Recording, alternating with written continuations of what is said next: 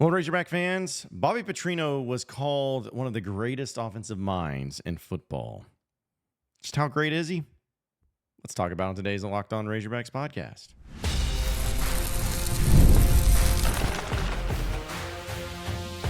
You are Locked On Razorbacks, your daily podcast on the Arkansas Razorbacks, part of the Locked On Podcast Network, your team every day. And welcome into the Locked On Razorbacks podcast. I am your host, John Neighbors. I am also the host of Inside Arkansas Live, which you can catch every weekday starting at noon on Inside Arkansas and InsideArkansas.com. Today's episode is brought to you by the Ultimate College Football HC. It's a brand new mobile game that is completely free, has no ads, and 100% playable offline. Begin your coaching legacy today. Hope everybody's having a wonderful Wednesday, halfway point of the week. Apologize for my voice. I went to the Creed concert last night, and it was great. So, no judging. It was great, though. So, anyways, a few things to get to here on the show and on the podcast. And dealing with, of course, Razorback football. We know they're going up against UAB this weekend, and they have to turn the page from Oklahoma State. Now, I think everybody is assuming, rightfully so, that Arkansas will win this game and win this game big. UAB is not a great team. Arkansas is going to have, of course, their own issues, but they have done a few things that have actually been good and hopefully can build upon, even though the Oklahoma State game was not exactly the most fun game ever. But either way, for those of you who may not know, the UAB head coach is Trent Dilfer, former Super Bowl winning quarterback Trent Dilfer, who, of course, won a Super Bowl with the Baltimore Ravens. He has been a part of ESPN as an analyst for a long time. And also was part of the Elite 11, kind of ran that for quarterbacks. So a lot of experience in the realm of football, but particularly quarterbacks and offense. His resume speaks for itself. Well, he addressed the media this week as they prepare for Arkansas. And he starts this clip, because I'm going to play this for you. He starts the clip in speaking about Taylon Green and the type of quarterback that he is, which we could talk about a little bit more in depth. But the real thing I want to talk about is when he brings up Bobby Petrino and the type of coach that he is. Take a listen. He's got everything. You know what I mean? I didn't watch a lot of Sunday football, but I know the guy's playing on Sunday, and he looks like one of them, right? He can throw it with the best of them. He can read defenses. He's athletic.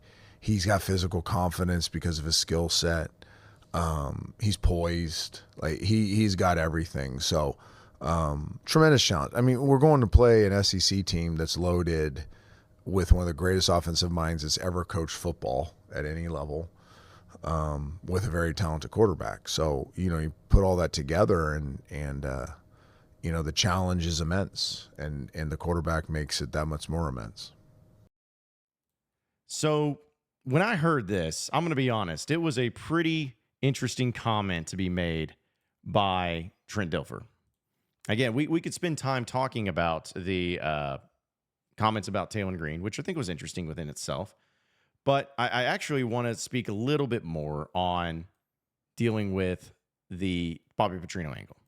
Because you all know, who have listened to my podcast, who have watched my shows, whatever, that I am a big fan of Bobby Petrino and the offensive mind that he is. And to hear a comment like that, and to talk about how it's one of the greatest offensive minds that have ever been around, it's pretty telling. It's great. And you don't really know, is it just coach speak or whatever? But when it's coming from someone like Trent Dilfer, who's been in the game for a long time and understands offense, I think it just kind of pushes a little bit more and maybe gets to another level just a little bit, hits a little differently, as they say. Now, I could sit here and talk about the numbers and go into that as far as what Petrino has done, who's been in the Petrino offense for a while, and who's just going to be great as far as future or past or whoever. But what I wanted to do, though, is just look at a very simple thing. I think I have my nose bleeding a little bit. Yeah, it is. Sorry about that. I keep seeing myself in the thing. I was like, bleeding over here. Not to interrupt it, but so yeah. Oh, well. You just have to deal with it. Just like I am. Anyway, sorry. But I wanted to bring this up without bringing up the numbers or anything else like that. if you ever wanted evidence of just how good of a offensive mind Bobby Petrino is, there's one thing that I'll always point to as far as him, and maybe my biggest argument as to why he is so good. It's simple, but it's effective. He has been in college football calling college offenses for quite some time now, over 20 years. And everywhere he's been, it has been pretty consistent. I mean, he has found ways to have successful offenses. Name me any other offensive-minded coaches or any offensive coordinators that have been able to have that type of success for that long period of time in college football in general. Sure, there may be some that you bring up. Maybe there'll be some examples, but they're not many. So let's take it another step further. How many of those coaches that may have had a long-term, long-tenured success of offense and quarterback play and all of that, how many of them have done it with different types of quarterbacks? Not just having to have the same type of quarterback. Not having to we need a dual threat. Or, we need a pocket passer. Bobby Petrino was able to have high-level successful offenses with quarterbacks like Ryan Mallett, rest in peace, Brian Braum, Tyler Wilson. But he was also able to have high-level success quarterbacks and offenses with a guy named Lamar Jackson. Now, I don't think anybody is going to put together and say that Lamar Jackson is a similar quarterback to Ryan Mallett. Both really great quarterbacks. Obviously, Lamar Jackson's been great in the NFL, has won MVP, but vastly different in the styles and approaches. It didn't matter because Bobby Petrino was able to win and have success with both of those types of quarterbacks. Also, it's not even just about the quarterbacks. People think, it's just about passing game and whatnot. It's not. Because in a lot of cases for this offense, Bobby Petrino has had balance, has had great rushing attacks, great running backs to boot. So when you throw that into the mix, it really opens up a whole nother thing too. And I even listened to a little bit of Mike Gundy's press conference afterwards when Arkansas lost to Oklahoma State, and he talked about Bobby Petrino and just talked about the offense and how he's like, we had no plan for them. Like we were not prepared. We didn't know what to do. And it's unfortunate again that Arkansas lost the game. But it goes to the whole reason why Bobby Petrino has the success that he does is because of his flexibility and his way of adapting. He doesn't have to have just one way of doing things and that's it. He handles things in different ways and has success in different ways, and he's able to prove it in different ways. So to me, that's one of the biggest indicators of it. But also, if you just look at his record and look at how he does it, and then you look at the styles and you look at the plays and you look at the play calls and everything, it's not like it's not anything that we can just look at and be like, that's why it works. It's not as simple as that. And even if Bobby Petrino explained it and explained why the offense is effective, it's still not going to just pop and be like, yeah, that's right. That's how it works. There's a lot of moving pieces to it. And I think he's a great play caller. I think he is a great schematic guy. I think he's able to really focus in on route running with his wide receivers. But the thing that I believe, personally, just my opinion, that sets him apart and has really added to the mix of his great offensive prowess, what's helped him in this is his ability to exploit weakness. He looks at different defenses and scouts them out and looks at whether it's a 4-3 or a 3-4 or 3-3-5 or 4-2-5 or whatever. He scouts them. And he scouts trends, and he scouts probability and mathematics, because people may forget he was a big math guy. But he looks at it, and he's like, all right, so what are the odds that this play is going to be called here, and then let's do it. He's able to find those weaknesses, exploit those weaknesses, and have success because of those weaknesses. Obviously, a lot of it goes in. You got to have great players. Like, I'm not discounting that. You got to have great culture. You got to be able to execute. You got to be able to have the right play calls. Like, all of that stuff for sure is true. And I'm not denying that. But very seldom can you just look at coaches and see the success that they have and be able to point to one thing. But it's also, that's the reason why, with Petrino, I point to exploiting a weakness. College football's changed a lot in 20, 25 years. Offenses have changed dramatically. Players have changed dramatically. Everything's changed. But what is one thing that a coach, if he has a strength in it, what's one thing that transcends that time? Exploiting weakness. Because it doesn't matter what type of offense you run. It doesn't matter if you're an I formation or if you're doing the triple option or the wing T or 5 wide air raid. It doesn't matter. You can make it work if you know how to exploit another team's weakness. Bold comments there by Trent Dilfer, but they just happen to be comments that I truly agree with. I'm truly happy that Bobby Petrino is the offense coordinator for the Razorbacks. We'll talk about a little positivity for all of you out there here in just a second, so stay with us here on the Locked On Razorbacks podcast. All right, folks, all you Razorback fans out there, I want to take a moment to give you a heads up on a brand new mobile game that I think you're going to love just as much as I do. It's the Ultimate College Football HC. In this amazing game and simulation, you get to step into the shoes of a head coach and lead your college football program all to glory. Can you imagine actually being the head coach of the Razorbacks? I'm sure you have many times. So you get from recruiting players to hiring coaching staff to overseeing training camps, handling school scholarships. You control every detail of the program, and it's all in your hands. Will you be able to handle the pressure? That's the biggest question, isn't it? Well, here's what I really love about the game. You're responsible for calling offensive plays during the games. Your strategy will not only determine the success of your football season, but it will shape the future and legacy of your program. Ultimate College Football HC is completely free, has no ads, and is 100% playable offline. You can play on the go as you want and when you want to. And, of course, we have a special offer for Locked On Razorback fans. Use the promo code LOCKEDONCFB, all caps, inside the game store to receive a free boost to your program, and make sure to take advantage of this perk as it will get your team off to a great start. So download the game and just visit ultimate-cfb.com. That's ultimate-cfb.com. Or look it up on the app stores. It's the Ultimate College Football HC. Begin your coaching legacy today. We also are brought to you by, of course, Gametime and the Gametime app. A lot of you are looking for tickets. I just went to the Creed concert last night, as was mentioned. I don't know if I talked about it or not, but still, it was a lot of fun. But it was amazing to see just how many people were there, and people getting in, of course, guess what you got to have?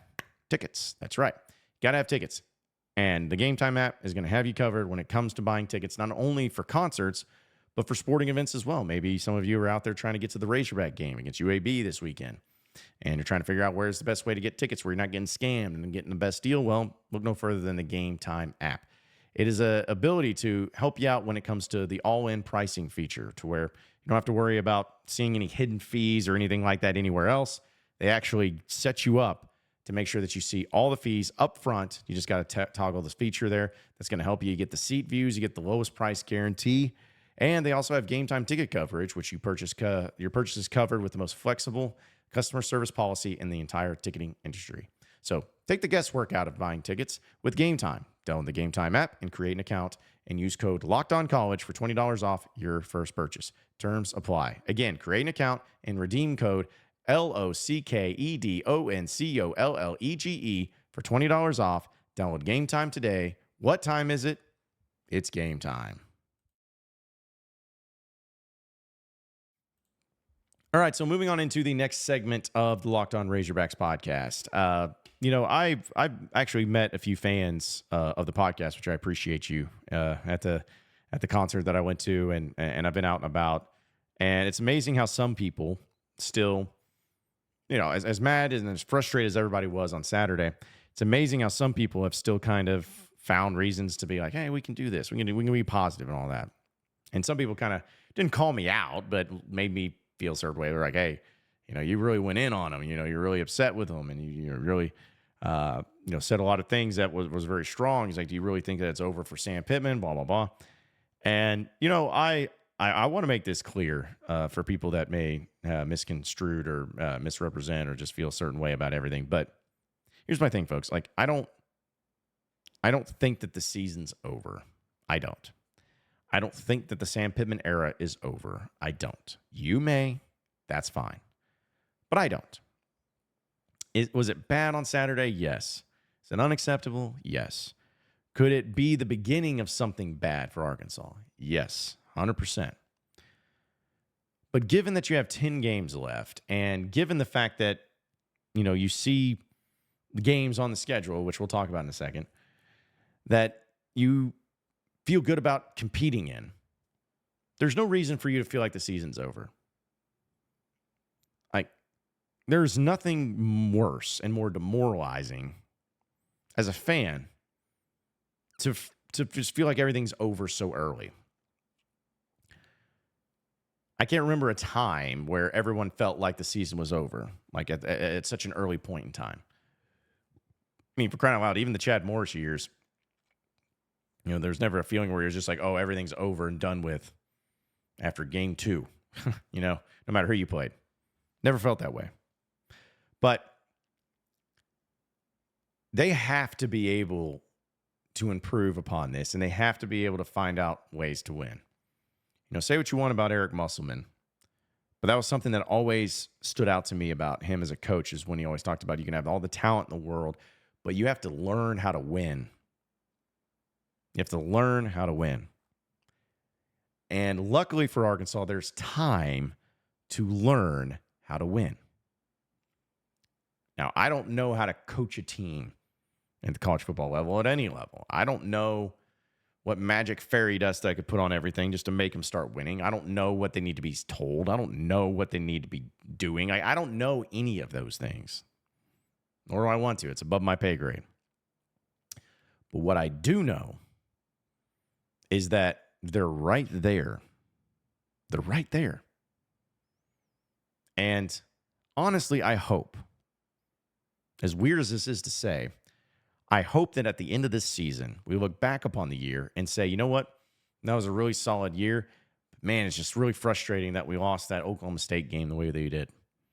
It'll be really frustrating just to be like, man, where'd that team go? That was such a anomaly. That was such a weird, out of character game.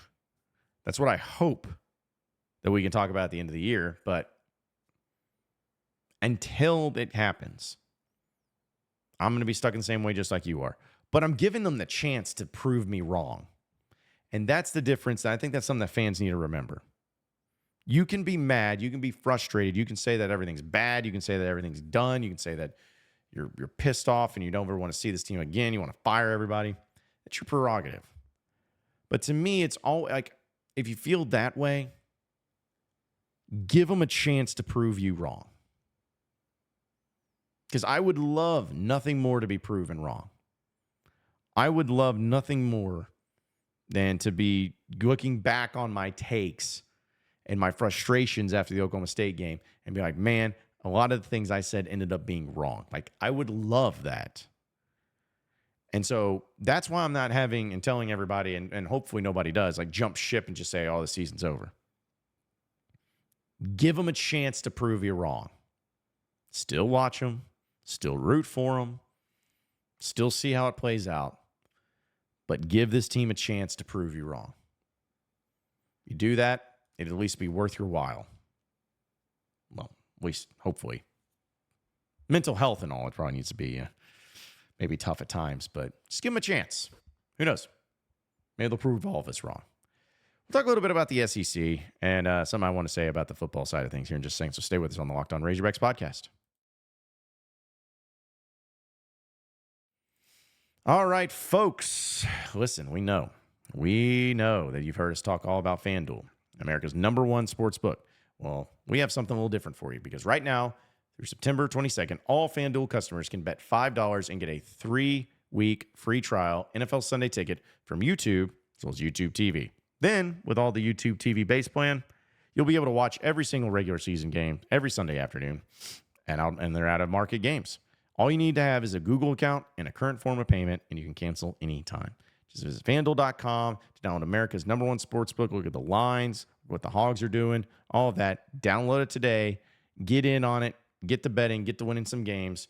It's FanDuel.com, America's #1 sportsbook.